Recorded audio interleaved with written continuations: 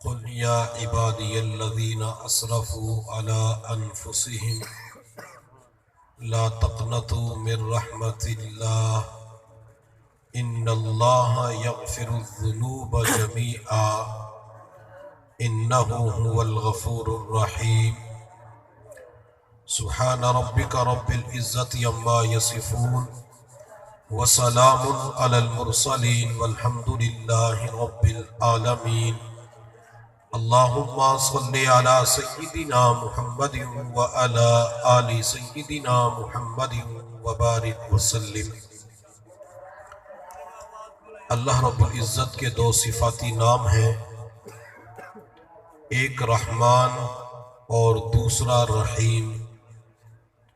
یہ دونوں نام رحمت سے مشتق ہیں۔ علماء ان دونوں ناموں کے معنی کے اندر تھوڑا سا فرق بیان کرتے ہیں۔ رحمان کا معنی ہے عام رحمتوں والا، اور رحیم کا معنی ہے کامل اور تام رحمتوں والا۔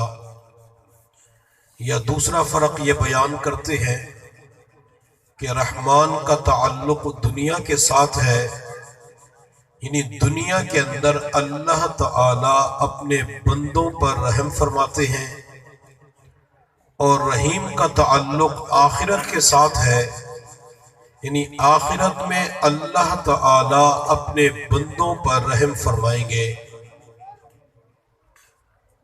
مشائخ صوفیاء کرام اولیاء اللہ نے رحمان اور رحیم کے درمیان بڑا دقیق اور باریک فرق بیان کیا ہے کہ رحمان کا معنی ہے بے انتہا رحمتوں والا، اور رحیم کا معنی ہے اپنی رحمتوں کو بے دریغ لٹانے والا۔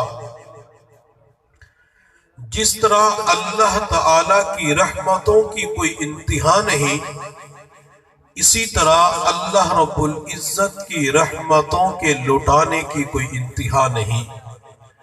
حکیم الاسلام قاری محمد طیب صاحب رحمۃ اللہ علیہ فرماتے ہیں، قیامت کا دن ہوگا، اللہ رب العزت کی بارگاہ میں ایک بندے کو پیش کیا جائے گا، اس کے اعمال کا وزن ہوگا، نیکیاں کم ہوں گی، گناہ زیادہ ہوں گے۔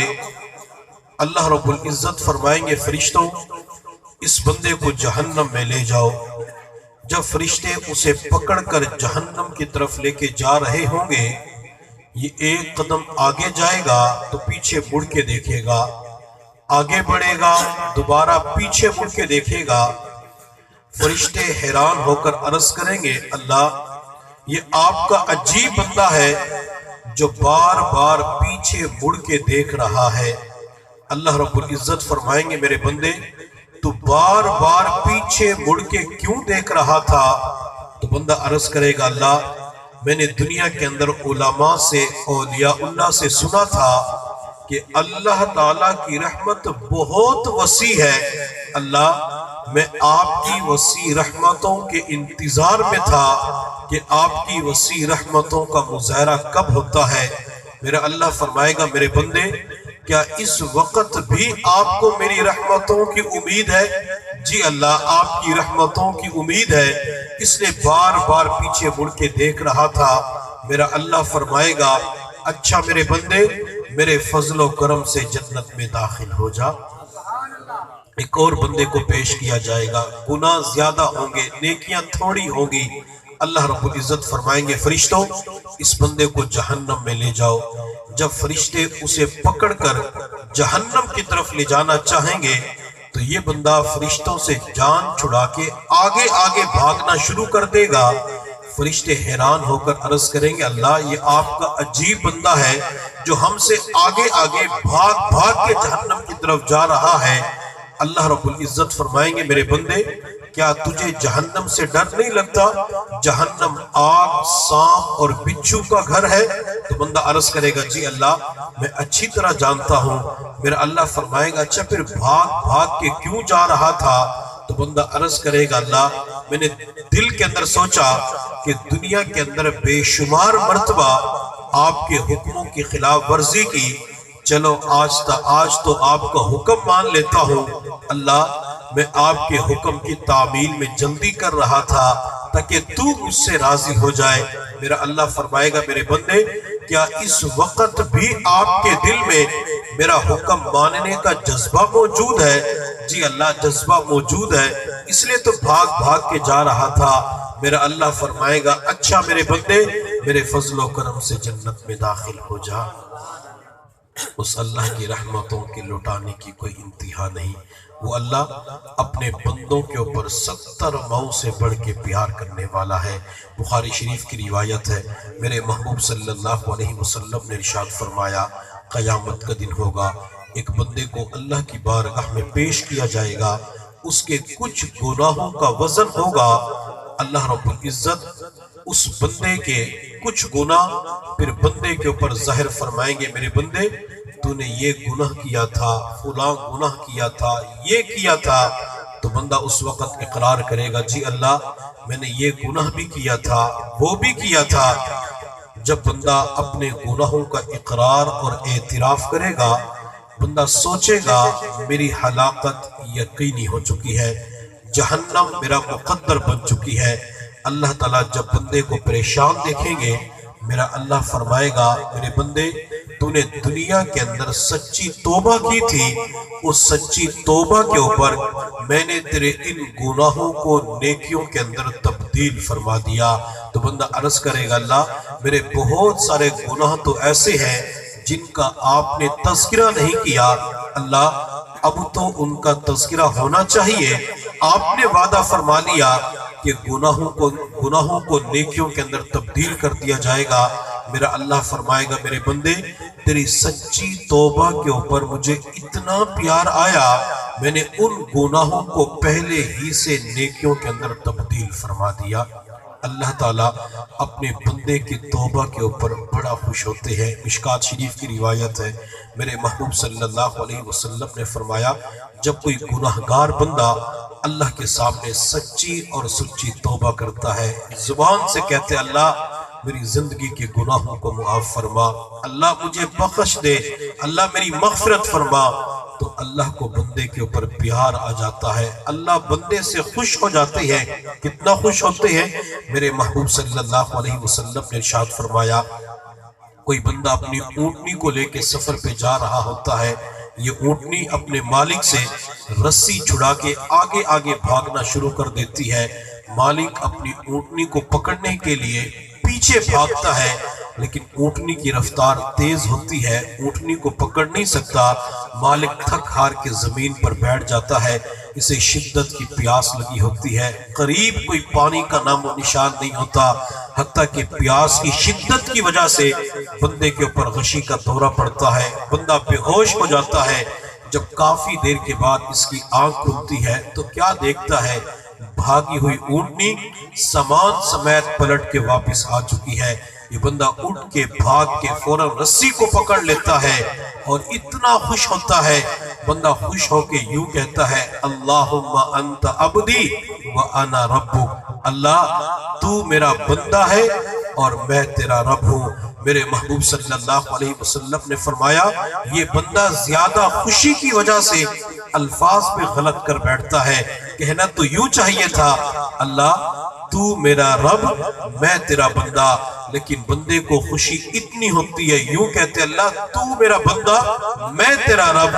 میرے محبوب صلی اللہ علیہ وسلم نے فرمایا جتنی خوشی اس بندے کو ہو رہی ہے کہ اس کی بھاگی ہوئی اونٹنی سامان سمیت پلٹ کے واپس آ چکی ہے، اس سے زیادہ خوشی میرے اللہ کو اس وقت ہوتی ہے جب کوئی گناہگار بندہ اللہ کے سامنے سچی توبہ کرتا ہے۔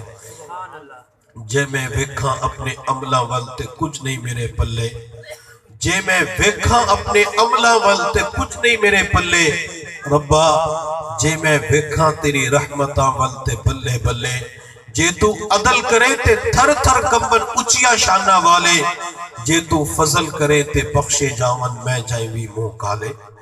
میرے اللہ نے جب آدم علیہ السلام کی تخلیق فرمائی، فرشتوں کو حکم دیا آدم کو سجدہ کرو، سارے فرشتے سجدے میں چلے گئے، مگر شیطان نے انکار کر دیا۔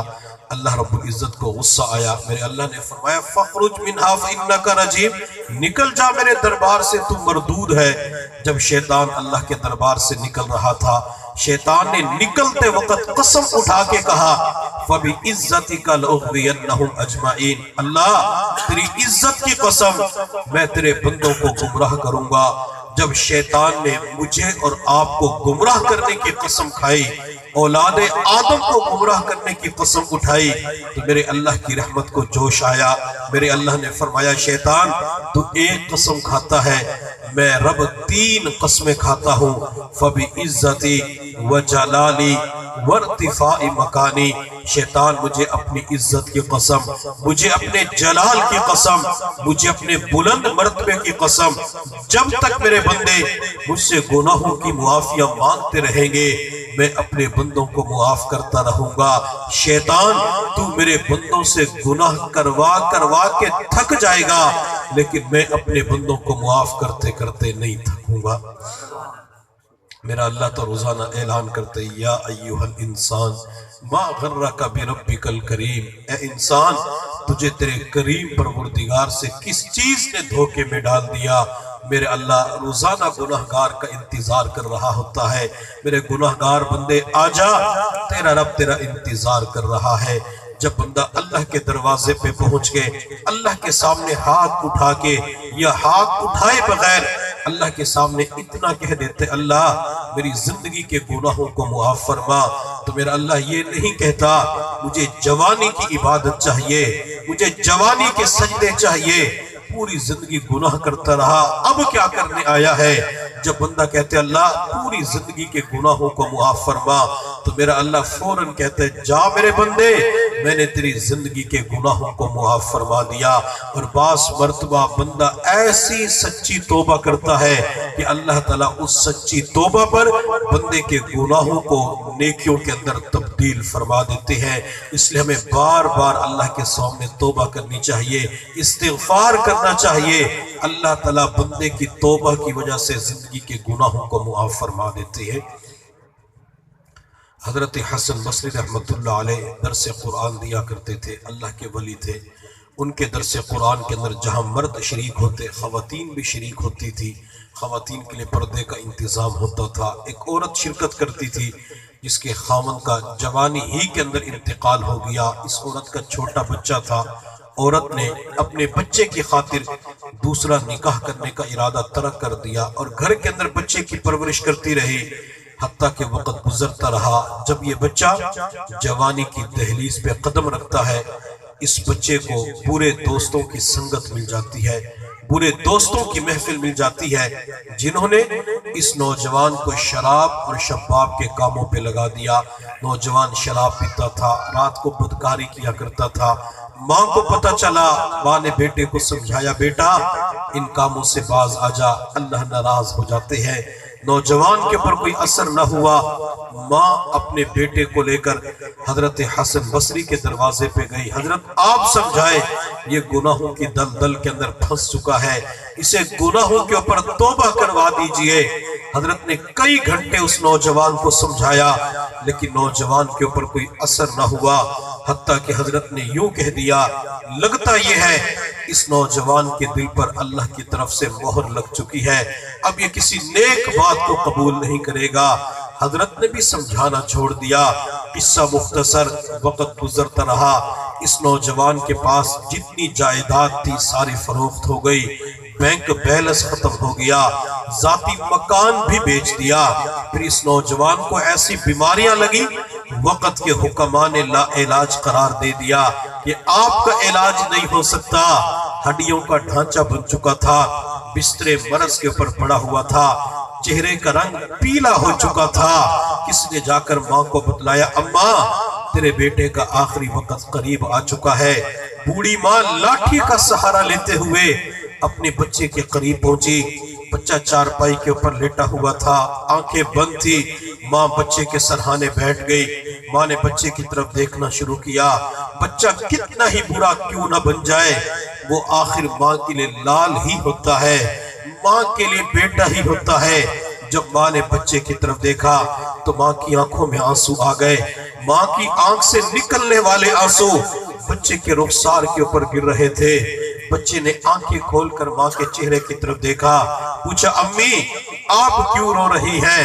तो बूढ़ी माँ ने रो के कहा, बेटा मैं इस बात पे रो रही हूँ जब तू दुनिया से चला जाएगा, बता कयामत के दिन अल्लाह को क्या जवाब देगा?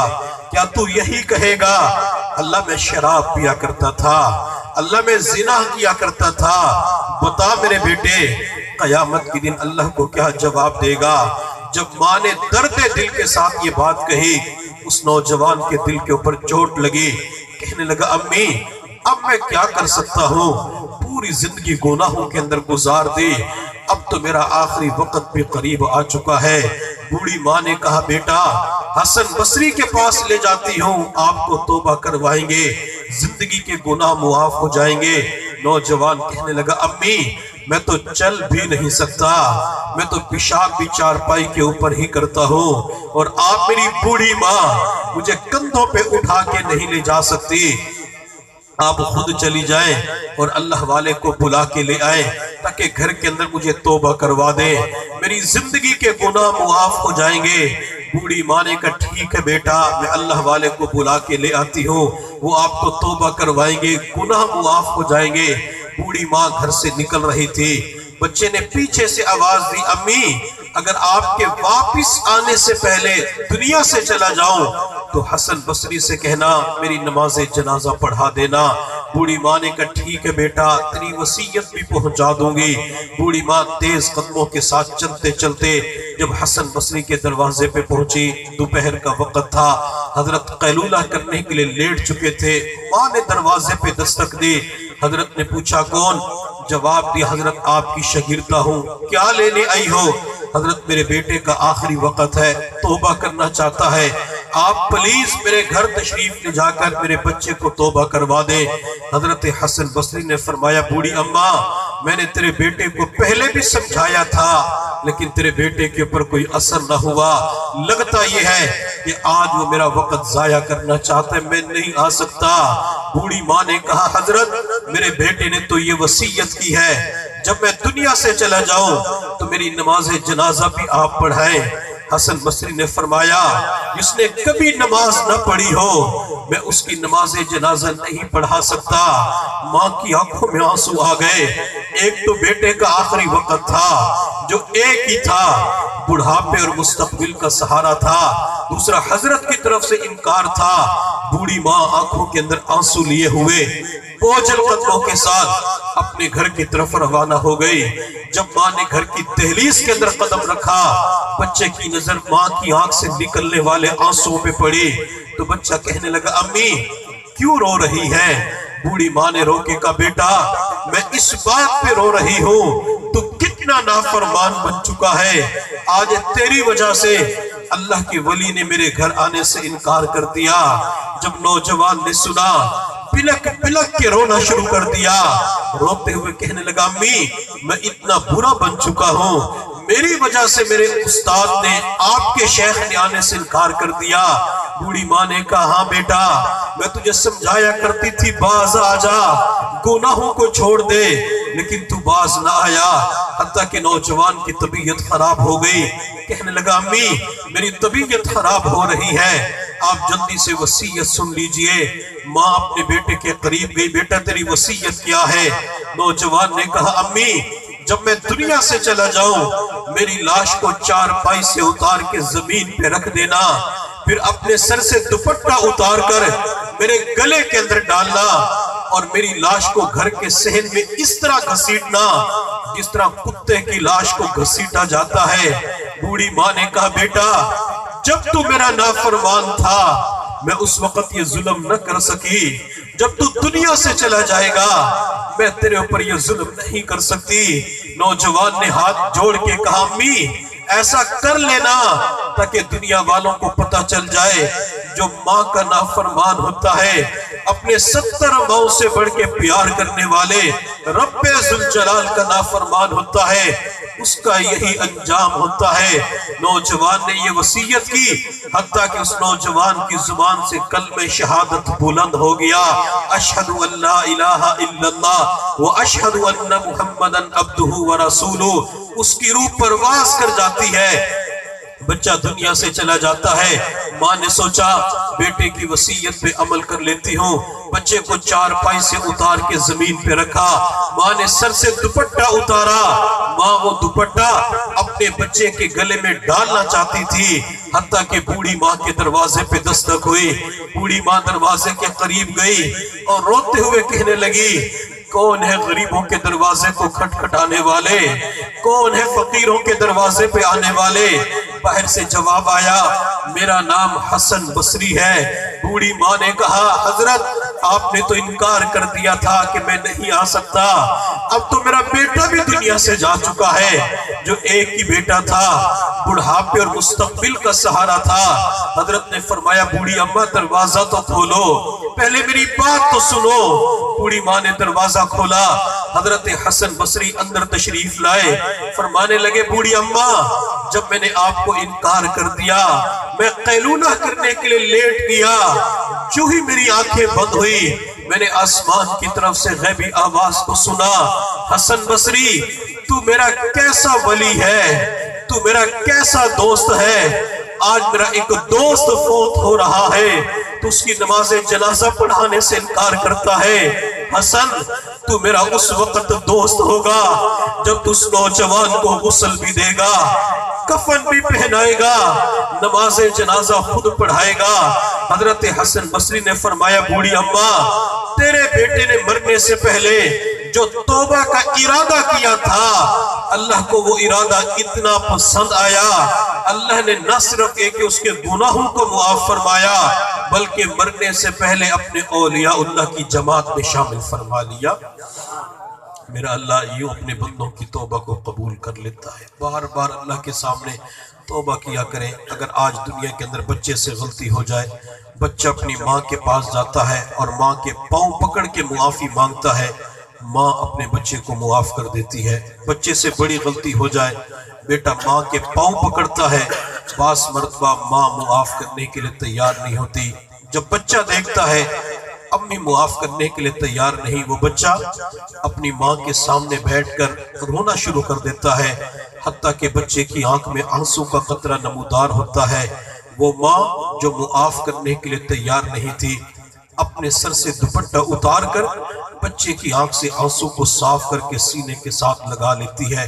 ماں کہتی ہے، بیٹا چپ ہو جا، تیرے آنسو مجھ سے نہیں دیکھے جا سکتے، بیٹا تیرے رونے نے مجھے بھی رلا دیا، بچہ چپ ہو جا۔ اگر بچہ ماں کے سامنے رو پڑتا ہے، ماں بچے کو معاف کر دیتی ہے۔ توبہ کرتے ہوئے بندہ رب کے سامنے رو پڑتا ہے، اللہ تعالیٰ اس کی توبہ کو جلدی قبول فرما لیتے ہیں۔ اور یہ جو بعض مرتبہ توبہ کرتے ہوئے بندے کی آنکھ میں آنسو کا ایک چھوٹا سا قطرہ مکھی کے سر کے برابر نمودار ہوتا ہے، اس آنسو کے قطرے کو حقیر نہ سمجھا کریں، اسے معمولی نہ سمجھا کریں۔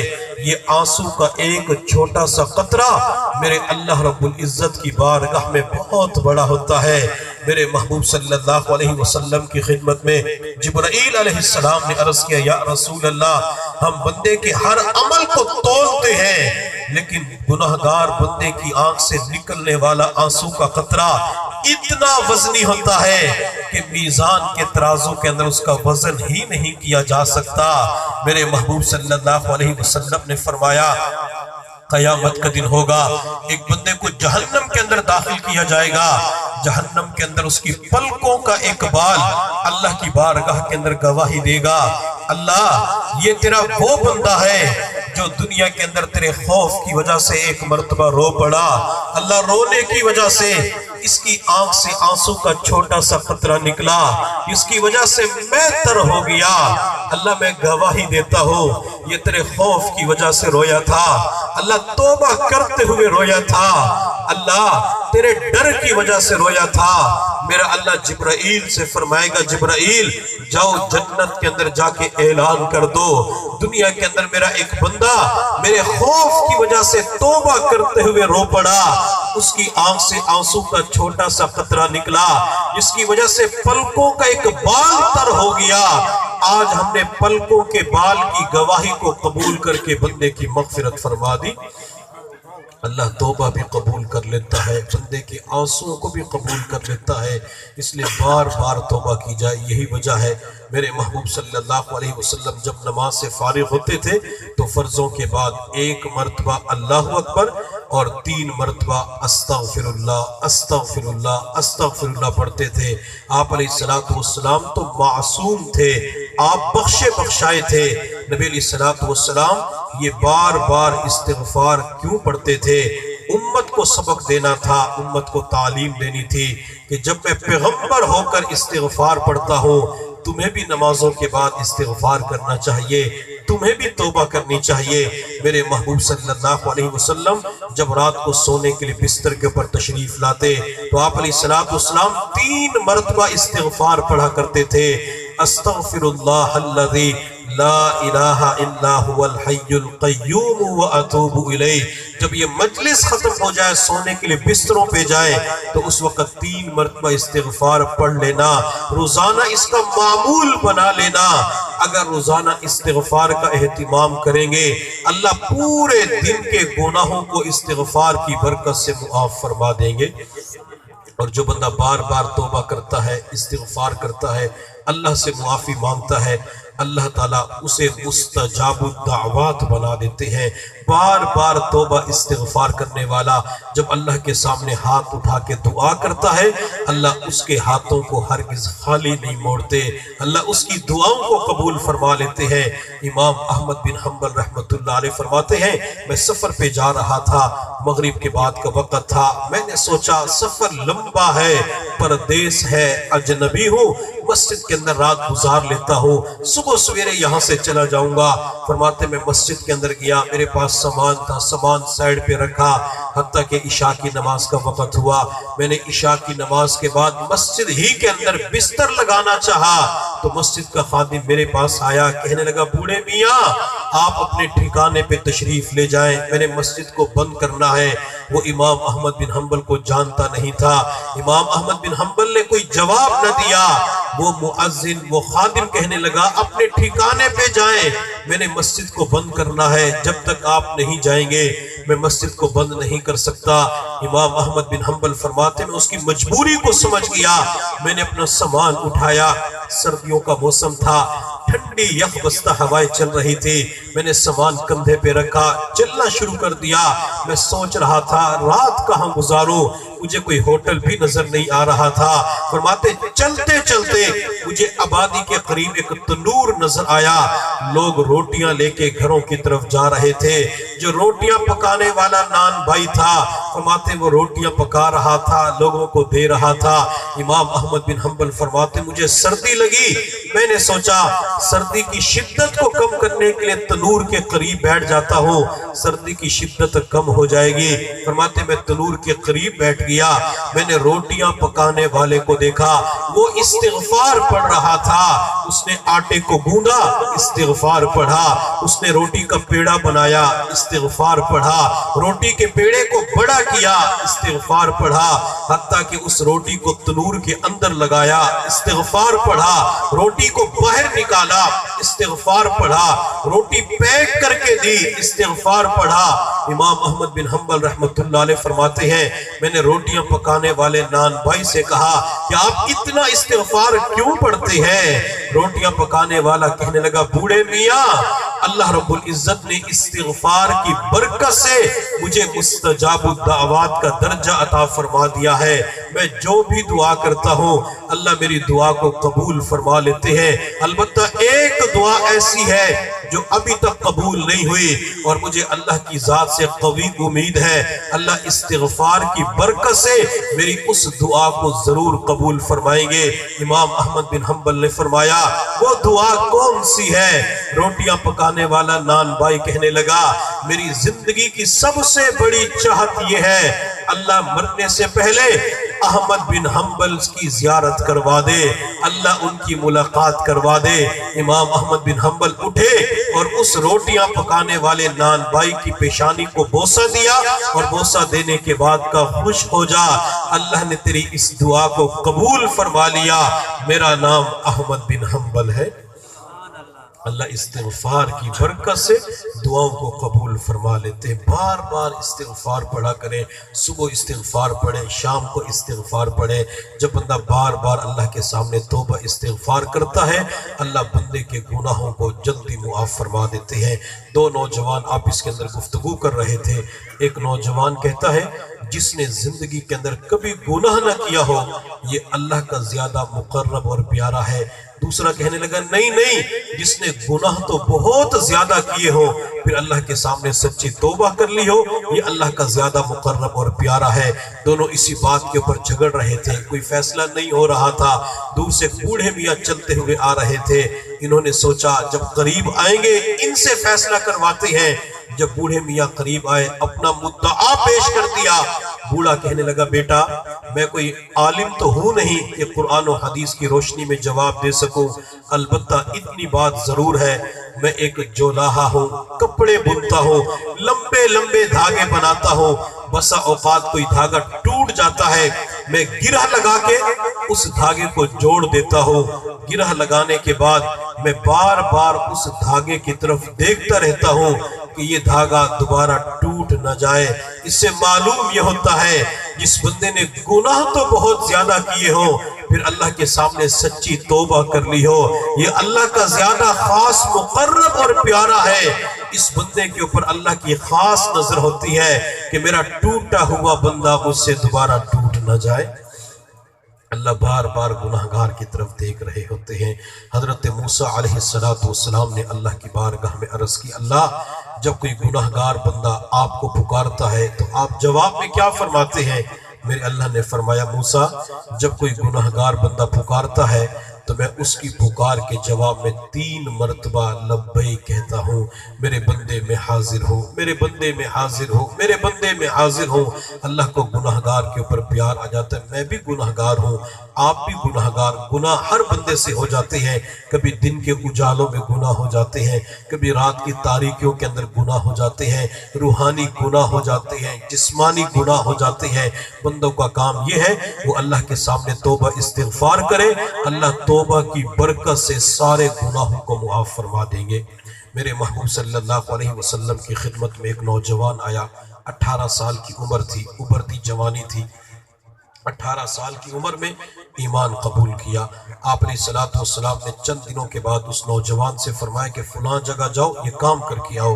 وہ نوجوان جا رہا تھا، کسی گلی سے گزر رہا تھا، کسی مکان کی بیرونی دیوار چھوٹی تھی، اندر کوئی خاتون غسل کر رہی تھی۔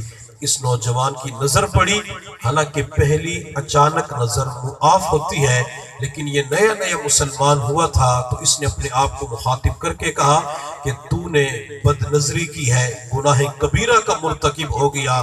یہ نوجوان رونا شروع کر دیتا ہے، حتیٰ کہ واپس نہ آیا، مدینہ کے پہاڑوں کی طرف نکل گیا۔ سالبہ بن عبد الرحمن رضی اللہ تعالیٰ عنہ ان کا نام تھا۔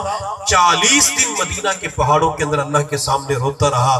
40 دنوں کے بعد میرے اللہ نے جبرائیل کو نبی علیہ السلام کی خدمت میں بھیجا۔ جبرائیل نے آ کے عرض کیا یا رسول اللہ فرماتے ہیں آپ اس نوجوان کو واپس بلا لیجئے۔ میرے محبوب نے حضرت سلمان فارسی اور عمر فاروق رضی اللہ تعالیٰ عنہ سے فرمایا کہ جاؤ اور سالبہ کو تلاش کر کے لاؤ۔ یہ دونوں چلے گئے اور سالبہ کو تلاش کرتے کرتے اس مقام تک پہنچ گئے جہاں سے سالبہ کے رونے کی آواز آ رہی تھی۔ حضرت عمر سلمان فارسی اندر داخل ہوئے تو سالبہ نے اپنی پیشانی چٹان کے اوپر رکھی ہوئی تھی اور رب کے سامنے رو رہے تھے، ایک ہی دعا کر رہے تھے، اللہم اجرنی من النار، اللہ جہنم کی آگ سے پناہ عطا فرما۔ حضرت عمر بھی اس دعا کو سن کے رو پڑتے ہیں، سلمان کی آنکھوں میں بھی آنسو آ جاتے ہیں۔ حضرت ثعلبہ نے کافی دیر کے بعد جب سجدے سے سر اٹھایا، عمر کی طرف دیکھا، عمر بھی رو رہے تھے، سلمان فارسی بھی رو رہا تھا۔ ثعلبہ بن عبد الرحمن نے عمر کی طرف دیکھ کے کہا، عمر کیا اللہ تعالیٰ نے حضور صلی اللہ علیہ وسلم کو میرے گناہ کی خبر کرتی ہے؟ حضرت عمر نے کہا، ثعلبہ مجھے نہیں پتا، لیکن اللہ کے نبی نے آپ کو یاد فرمایا ہے۔ ثعلبہ ان دونوں کے ساتھ چلتے ہوئے مسجد نبی کے اندر پہنچے، میرے محبوب قرآن کی تلاوت فرما رہے تھے۔ ثعلبہ نے جب تلاوت کی آواز سنی، ثعلبہ بے ہوش ہو کے زمین پہ گر پڑے۔ جب کافی دیر کے بعد ہوش آیا، میرے پیغمبر نے فرمایا، ثعلبہ کیا ہو گیا؟ اتنے دن کہاں رہا؟ آخر تجھے کس چیز نے مجھ سے دور کر دیا؟ ثعلبہ بن عبد الرحمن نے جواب دیا، یا رسول اللہ، میرے گناہ نے مجھے آپ سے دور کر دیا۔ میرے محبوب نے فرمایا، ثعلبہ اگر تو ایک آیت کو پڑھ لے، اللہ تیرے سارے گناہوں کو معاف فرما دیں گے۔ ربنا آتنا فی الدنیا حسنہ وفی الآخرۃ حسنہ وقنا عذاب النار۔ حضرت ثعلبہ نے اس آیت دعا کو پڑھا، پھر رونا شروع کر دیا۔ میرے محبوب نے فرمایا، ثعلبہ اب کیوں روتا ہے؟ ثعلبہ نے جواب دیا، یا رسول اللہ، مجھ سے بہت بڑا گناہ ہو گیا۔ میرے محبوب نے فرمایا، ثعلبہ تیرا گناہ بڑا ہے یا اللہ کا کلام بڑا ہے، قرآن بڑا ہے؟ ثعلبہ نے جواب دیا، یا رسول اللہ، اللہ کا کلام بڑا ہے۔ محبوب نے فرمایا، جا اپنے والدین کی طرف، تیرے والدین تجھے یاد کر رہے ہیں۔ ثعلبہ اپنے گھر کے اندر داخل ہوئے، 18.5 سال کی یا 18.25 سال کی عمر تھی۔ جو ہی گھر کے اندر داخل ہوئے، ثعلبہ کو اپنا گناہ یاد آیا، پھر رونا شروع کر دیا، حتیٰ کہ طبیعت خراب ہو گئی۔ 8 دن بستر کے اوپر پڑے رہے، حتیٰ کہ ان کی بیماری کا 8واں دن تھا، زندگی کا آخری دن تھا۔ حضور صلی اللہ علیہ وسلم کو پتہ چلا کہ ثعلبہ کی طبیعت کافی ناساز ہے۔ آپ ثعلبہ کے گھر تشریف لے گئے۔ ثعلبہ زمین کے اوپر لیٹے ہوئے تھے، میرے پیغمبر زمین کے اوپر بیٹھ گئے اور ثعلبہ کے سر کو اٹھا کے اپنی اس مبارک گود کے اندر رکھ لیا جس کے اندر اللہ کا قرآن نازل ہوتا تھا۔ ثعلبہ کی آنکھیں بند تھی۔ جب کافی دیر کے بعد ثعلبہ بن عبد الرحمن نے آنکھیں کھولی، ان کی نظر میرے پیغمبر کے والضحیٰ والے چہرے پہ پڑی، چمکتے دمکتے روشن چہرے پہ پڑی۔ ثعلبہ نے اپنا سر اٹھا کے زمین پہ رکھ لیا۔ میرے پیغمبر نے فرمایا، ثعلبہ تو کتنا خوش نصیب ہے، میں نے تیرا سر اٹھا کے اپنی پاکیزہ گود میں رکھا، تو نے زمین پہ کیوں رکھ لیا؟ حضرت ثعلبہ نے جواب دیا، یا رسول اللہ، میرا سر اس قابل نہیں ہے کہ پیغمبر کی پاکیزہ مقدس گود میں آ سکے، یہ سر تو گناہوں سے بھرا ہوا ہے۔ میرے محبوب نے فرمایا، ثعلبہ آخر تو چاہتا کیا ہے؟ حضرت ثعلبہ نے عرض کیا، یا رسول اللہ، میں صرف اتنا چاہتا ہوں اللہ میرے بارے میں یہ اعلان فرما دے کہ میں نے ثعلبہ کو دنیا ہی کے اندر معاف کر دیا۔ میرے پیغمبر نے دونوں ہاتھ اٹھا کے دعا مانگی، اللہ میرے ثعلبہ کی مغفرت فرما، اللہ ثعلبہ کی بخشش فرما۔ نبی علیہ السلام کے دعا والے ہاتھ ابھی چہرے کے اوپر واپس نہیں آئے تھے۔ اللہ نے جبرائیل کو نبی علیہ السلام کی خدمت کے اندر بھیجا۔ جبرائیل نے آ کے عرض کیا، یا رسول اللہ، اللہ آپ کو سلام کہتا ہے اور اللہ فرما رہے ہیں اگر ثعلبہ پوری کائنات کے ریت کے ذرات کے برابر بھی گناہ لے کے آئے گا، میں تب بھی ثعلبہ کی مغفرت فرما دوں گا۔ میرے پیغمبر نے فرمایا، ثعلبہ اللہ نے تجھے معاف کر دیا۔ حضرت ثعلبہ نے عرض کیا، رسول اللہ، اللہ نے بخشش فرما دی؟ ہاں ثعلبہ۔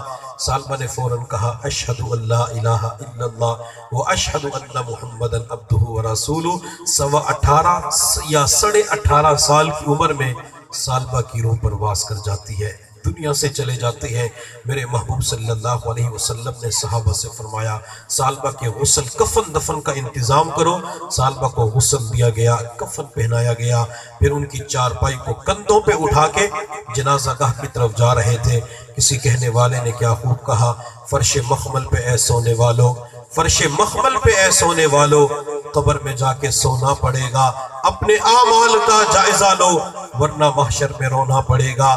4 یاروں کے کندھوں پہ چڑھ کر گھر سے نکلے گی بارات تیری، پہن کر ایک جوڑا کفن کا، بس جنازے پہ سونا پڑے گا، اپنے اعمال کا جائزہ لو ورنہ محشر میں رونا پڑے گا۔ تیری دلہن جو ای سہاگن، اس کے ہاتھوں سے اتریں گے کنگن، لاش بے جان پر تیری ان کو اپنا دامن بھگونا پڑے گا۔ فرش مخمل پہ اے سونے والو، قبر میں جا کے سونا پڑے گا۔ اپنے اعمال کا جائزہ لو ورنہ محشر میں رونا پڑے گا۔ سالبہ کو کندھوں پہ اٹھا کے جنازہ گاہ کی طرف جا رہے تھے، میرے محبوب صلی اللہ علیہ وسلم اپنے پنجوں کے بل چل رہے تھے، تو کسی صحابی نے عرض کی یا رسول اللہ زمین کشادہ ہے، آپ مکمل پاؤں کیوں نہیں رکھ رہے؟ میرے پیغمبر نے فرمایا آج میرے سالبہ کے جنازے میں آسمان سے اتنے فرشتے نازل ہو چکے ہیں کہ مجھے مکمل پاؤں رکھنے کی جگہ نہیں مل رہی۔ اللہ یوں توبہ کو قبول کر کے بندے کو قبولیت والی زندگی اور موت عطا فرما دیتی ہے۔ اس لیے میرے پیر و مرشد فرماتے ہیں ہم دنیا کے اندر اچھی موت مرنے کے لیے آئے ہیں۔ اچھی موت کسے ملتی ہے؟ جو بار بار اللہ کے سامنے توبہ استغفار کرتا ہے۔ زندگی کا کوئی پتہ نہیں ہے کس موڑ پہ زندگی بے وفائی کر جائے، کس موڑ پہ زندگی کی شام ہو جائے۔